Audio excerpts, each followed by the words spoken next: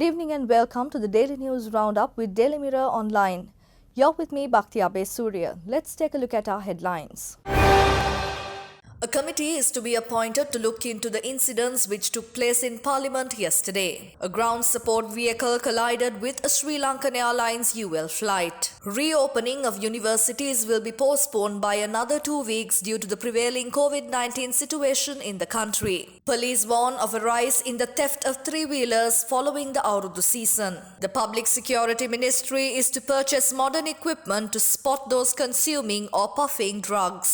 The National Hospital was reportedly prepared for a potential increase in the number of patients. Now diving into those stories in detail.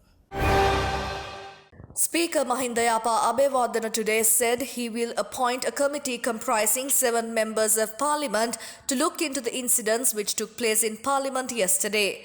Speaker made this announcement following a request made by the government and opposition MPs to conduct an investigation into the incident. තරුණ මන්ත්‍රීතුමන්ලා සහ ජ්‍යෙෂ්ඨ මන්ත්‍රීතුමන්ලා ගැන කතා කරුවා. ඉතින් මෙතන තරුණද ජ්‍යෙෂ්ඨද කියන කාරණේ නෙවෙයි ගරු කතානායකතුමනි හැසිරීම සහ පාවිච්චි කරන වචනමාලාව. මන්ත්‍රීවරයා කොච්චර ජ්‍යෙෂ්ඨ වුණත් වැඩක් නැහැ පාවිච්චි කරන වචන ගරු මන්ත්‍රීතුමා පහත් නා.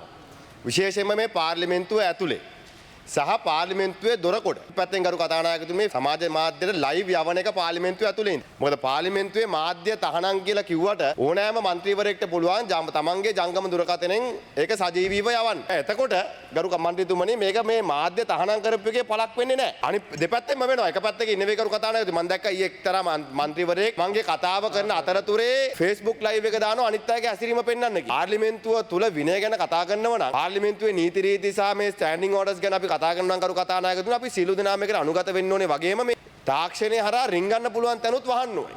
ඒ නිසා ඔබතුමාගෙන් මම කාරුණිකව ඉල්ලන්නේ මේ පරීක්ෂණයක් කරන්න මේ සිද්ධිය සම්බන්ධයෙන් මොකද විශේෂයෙන්ම මේ සභාව ඇතුලේ වගේම කරු කිරියල්ලා මන්ත්‍රීතුමනි පාර්ලිමේන්තුවේ දොරකොඩ ගහ ගන්න එක මම හිතන්නේ අනුමත කරන්න බෑ. ඒක මොන පැත්තෙන් වුණත් වැරදි. ඔබතුමා එක පිළිගන්න ඕනේ කාරණය. ඉතින් මේක ඇතුලේ අපි කොහොම හරි බේරගත්තා කියන්නේ එළිය ගිහිල්ලා මරණයක් වුණොත් මොකද්ද කරු කතානායකතුමනි සිද්ධ වෙන්නේ ඊට පස්සේ. නිසා මේ පිළිබඳව පරීක්ෂණයක් කරන්න කියන ගෞරවණීය ඉල්ලීම කරන වගේම ඔබතුමා තීන්දුවක් ගන්න.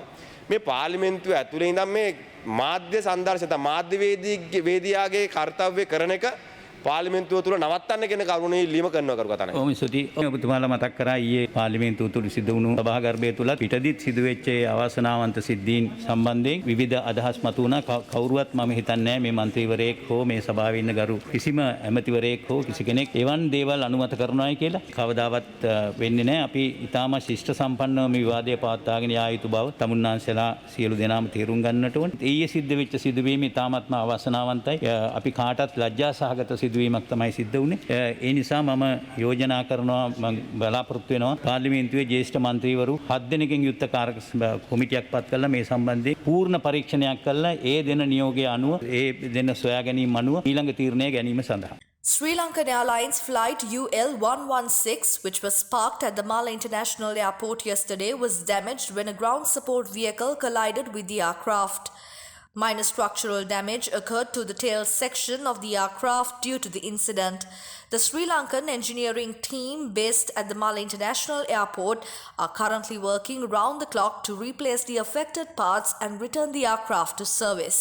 Minister of Education GLP Peiris told Parliament that academic activities in universities were scheduled to resume on the 27th of April.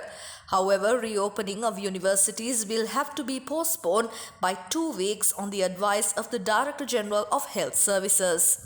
අපි තීරණය කළා තිබුණා රටේ සියලුම විශ්වවිද්‍යාල එන අඟහරුවාදා අප්‍රේල් 27 වෙනිදා විවෘත කිරීමට. ඒත් අද උදෑසන අපිට උපදෙස් ලැබුණා සෞඛ්‍ය අධ්‍යක්ෂ ජනරාල්තුමාගෙන් රටේ පවතින සෞඛ්‍ය තත්ත්වය නිසා නුවණට හුරුයි කියලා තව සති දෙකක් එක කල් දැක්කේ. අපි ඒ අනුව කටයුතු කරනවා. ඒ අනුව අපේ විශ්වවිද්‍යාලවල සියලුම උපකුලපතිවරුන්ට දැනුම් දෙනවා. අප්‍රේල් 27 වෙනිදා නෙවෙයි ඊට සති දෙකකට පස්සේ තත්ත්වය සලකලා බලලා රටේ සියලුම විශ්වවිද්‍යාල විවෘත කරනවා කියලා. Police are warning of a rise in the theft of three-wheelers after the Aurudhu season. 3 such three-wheeler thefts were reported from Colombo City during the past 2 days. The thefts have been reported from the Fort, Borella and Modara police divisions. අවුරුදු සමයෙන් පසුව යම් යම් ස්ථානවලදී ත්‍රිරෝද රථ සොරකම් කිරීම පිළිබඳව ප්‍රවණතාවයක් දක්නට ලැබෙනවා. ඊයේ සහ පෙරේදා දිනවල කොළඹ නගරය ආශ්‍රිතව ත්‍රිරෝද රථ සොරකම් 3ක් වාර්තා වෙනවා. මෙම සොරකම් වාර්තා වෙන්නේ කොටුව, බොරැල්ල, ඒ වගේම මෝදර පොලිස් රසම් ආශ්‍රිතව. මේ නිසා මේ සම්බන්ධයෙන් ශ්‍රී ලංකා පොලිසිය විශේෂ විමර්ශනයක් සිදු කරනු ලබනවා. මීට කලකට ඉහතදී මෙවැනි ආකාරයට ත්‍රිරෝද රථ සොරකම් කළ රියදුරෙකු සමග ත්‍රිරෝද රථ 13ක් පමණ අත්අඩංගුවට ගැනීමට හැකියාවක් ලැබුණා.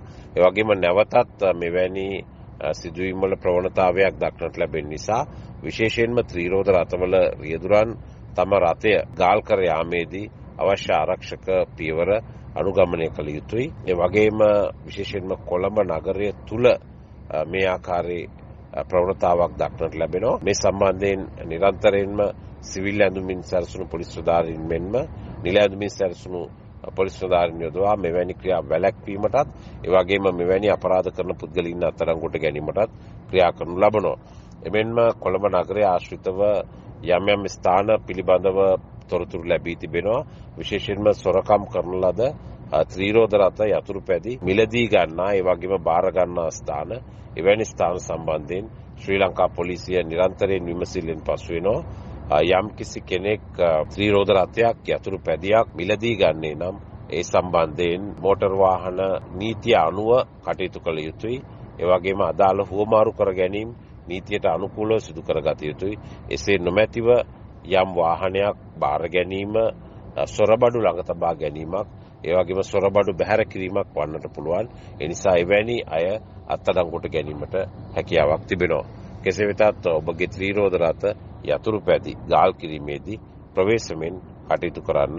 Police spokesman DIG Ajit Rohana said the Public Security Ministry has decided to purchase modern types of equipment that are being used globally to spot drivers who drive vehicles after consuming or puffing drugs. ශ්‍රී ලංකා පොලිසිය විසින් ක්‍රියානතුරු අඩු කිරීමට බීමත්කම පරීක්ෂා කිරීමේ මෙහෙයුම අඛණ්ඩව ක්‍රියාත්මක කරනු ලැබුවා. බීමත්කම සම්බන්ධයෙන් රියදුරන් වර්ෂයකට ලක්ෂයක් පමණ අත්අඩංගුවට ගැනීම සිදු කරනවා. මේ සඳහා භාවිතා කරනු ලබන උපකරණය වන්නේ බ්‍රතලයිස් උපකරණය නැත්නම් ශ්වසන වායු උපකරණය. විශේෂයෙන්ම යම්කිසි රියදුරෙක් මත්ද්‍රව්‍ය ලබාගෙන පරිභෝජනයේ අනතුරුව රියපදවනවාද යන පරීක්ෂා කිරීම පිළිබඳවත් විශේෂ උපකරණයක් මේ වන විට ලෝකේ නිෂ්පාදනය වී තිබෙනවා. ඒ වගේම දැනට ශ්‍රී ලංකාවේ සීමිත සංඛ්‍යාවක් මෙවැනි උපකරණ තිබෙනවා.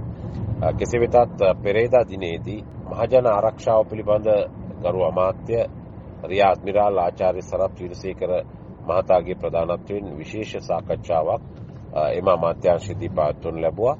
එහිදී මෙම උපකරණ තවදුරටත් මිලදීගෙන ඉතා කඩිනමින් ශ්‍රී ලංකාව පුරාම දැවැන්ත මෙහෙයුම් මත්ද්‍රව්‍ය ලබාගෙන රියපදවන රියදුරන් අත්අඩංගුවට ගැනීම සඳහා ක්‍රියාත්මක කිරීමට තීරණය වුණා. මෙහිදී ප්‍රවාහන අමාත්‍යාංශය, මාර්ග ආරක්ෂාව පිළිබඳ ජාතික අධිකාරිය, ජාතික ගමනාගමන කොමිසම, ඒ වගේම මාර්ගස්ත මගී ප්‍රවාහන අධිකාරීන් වල නියෝජිතයින්, අන්තරාදායක ඖෂධ පාලක මණ්ඩලයේ සභාපති, ශ්‍රී ලංකා පොලිසිය ඇතුළු විවිධ ආයතන නියෝජනය කරමින් අදහස් දක්වනු ලැබුවා. ගරු ඇමතිතුමාගේ ප්‍රධානත්වයෙන් පැවති මෙම සාකච්ඡාවේදී තීරණය වූයේ ඉතා ඉක්මනින් අදාළ උපකරණ තීරණය වූයේ දැනට තියෙන සීමිත උපකරණ වලට අමතරව ඉතා ඉක්මනින් එම උපකරණ මිලදීගෙන ශ්‍රී ලංකාව පුරාම මත් පැන් වලට අදාළව රියදුරන් සඳහා මෙහෙයුම් ක්‍රියාත්මක වන ආකාරයට මත් ද්‍රව්‍ය සඳහාද අඛණ්ඩ මෙහෙයුම්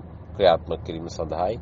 ඒ අනුව ඉදිරි කාලයේදී එම මෙහෙයුම් ශ්‍රී ලංකාව පුරාම ආරම්භ කිරීමට තීරණය කර තිබෙනවා. යම් කිසි කෙනෙක් මත්පැන් හෝ මත්ද්‍රව්‍ය ලබා ගැනීමෙන් අනතුරුව රියපැදවීමක් සිදු කළහොත් ඔහුට රුපියල් 25000ක දඩයක් ගෙවීමට සිදු වෙනවා. ඊට අමතරව සිරනඩුවමක් සහ ඔහුගේ රිය බලපත්‍රය අවලංගු කිරීමට හෝ රිය බලපත්‍රය අත්විඳීමට නියෝගයක් කිරීමට අධිකරණයට හැකියාවක් තිබෙනවා. Dr. Chandana Gajanayaka informed that the National Hospital was prepared for a potential increase in the number of patients following the New Year celebrations.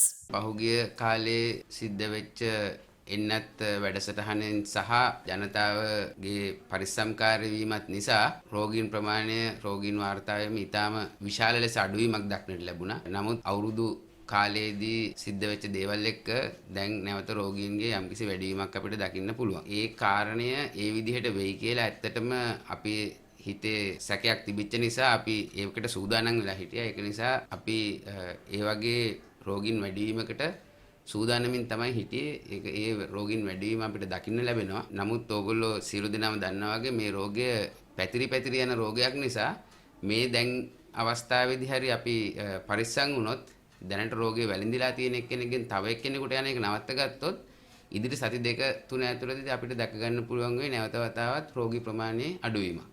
එහෙම කරගන්න බැරි වුණොත් අපිට රෝගී ප්‍රමාණය මේ වැඩි වීම තව යම්කිසි ප්‍රමාණයක් දක්වා වැඩි වෙන්න ඉඩ තියෙනවා. For further details on the stories, visit our website www.dailymirror.lk. Thank you for tuning in. I'm Bhakti Abe Surya and this is the Daily News Roundup.